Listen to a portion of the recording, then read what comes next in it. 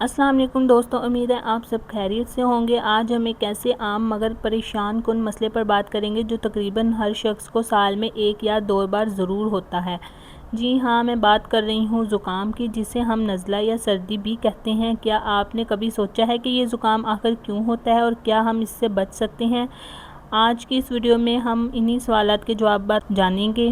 سب سے پہلے یہ سمجھتے ہیں کہ زکام ہوتا کیا ہے، اور زکام ہمارے سانس کے اپر ریسپائریٹری ٹریکٹ کا ایک وائرل انفیکشن ہے۔ یہ بیکٹیریا سے نہیں بلکہ وائرس سے ہوتا ہے۔ دنیا بھر میں زکام کی سب سے بڑی وجہ رائنو وائرس ہے۔ اس کے علاوہ بھی کئی قسم کے وائرس زکام کا سبب بن سکتے ہیں۔ یہ کوئی سنگین بیماری نہیں، لیکن اس کی علامات روزمرہ کے کام کاج میں خلل ڈالتی ہیں۔ اب آتے ہیں ان علامات کی طرف جو زکام کی پہچان ہے۔ وائرس لگنے کے 1 سے 3 دن بعد یہ علامات ظاہر ہونا شروع ہو جاتی ہیں۔ ناک کا پانی بہنا بند ہو جانا یہ سب سے عام علامت ہے۔ کبھی ناک سے پانی بہتا ہے اور کبھی وہ مکمل طور پر بند ہو جاتی ہے۔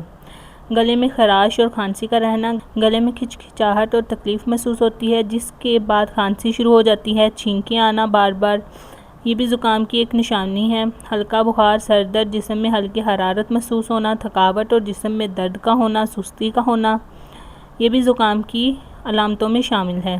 زکام پھیلتا کیسے ہے اور یہ جاننا بہت ضروری ہے تاکہ ہم اس کی تدابیر اختیار کر سکیں۔ جب کوئی متاثرہ شخص کھانستا یا چھینکتا ہے تو وائرس کے چھوٹے قطرے ہوا میں شامل ہو جاتے ہیں۔ آس پاس میں موجود افراد جب سانس لیتے ہیں تو یہ وائرس ان کے جسم میں داخل ہو سکتا ہے۔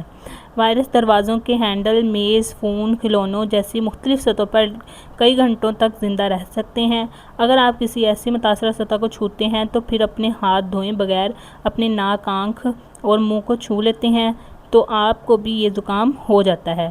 یہی وجہ ہے کہ سردیوں میں یہ وائرس زیادہ تیزی سے پھیلتا ہے۔ اچھی خبر یہ ہے کہ اگرچہ زکام کا کوئی فوری علاج نہیں ہے، لیکن ہم اس کی علامات کو کم کر سکتے ہیں، صحت یاب ہو سکتے ہیں۔ اس سے بچاؤ کے لیے اقدامات کر سکتے ہیں۔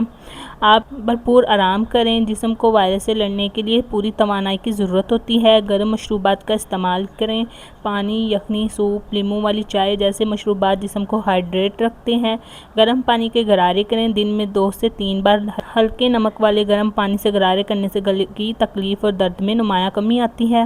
گرم پانی کے بھاپ لینے سے بند ناک کھل جاتی ہے، سانس لینے میں آسانی ہوتی ہے۔ شہد اور لیموں گرم پانی میں ڈال کر پینے سے کھانسی اور گلے کی خراش میں بہت آرام ملتا ہے۔ اور اس کے ساتھ ساتھ ایک گھریلو ٹوٹکا اور بھی ہے۔ ادرک والی چائے، ہلدی والا دودھ اینٹی انفلیمیٹری خصوصیات ہوتی ہیں، اس میں بھی زکام سے نمٹنے میں مددگار ثابت ہوتا ہے۔ ہاتھوں کی صفائی بہت ضروری ہے۔ ناک اور آنکھ اور منہ کے چھونے سے گریز کریں۔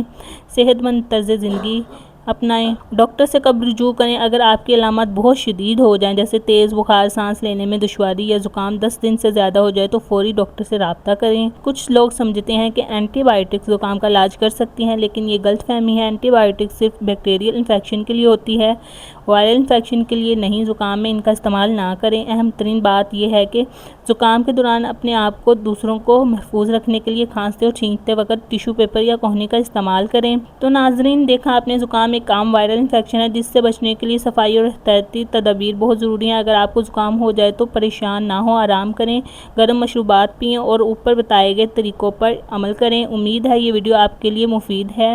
صحت کا خیال رکھیں۔ اگلی معلوماتی ویڈیو میں ملوں گی، تب تک کے لیے اللہ حافظ۔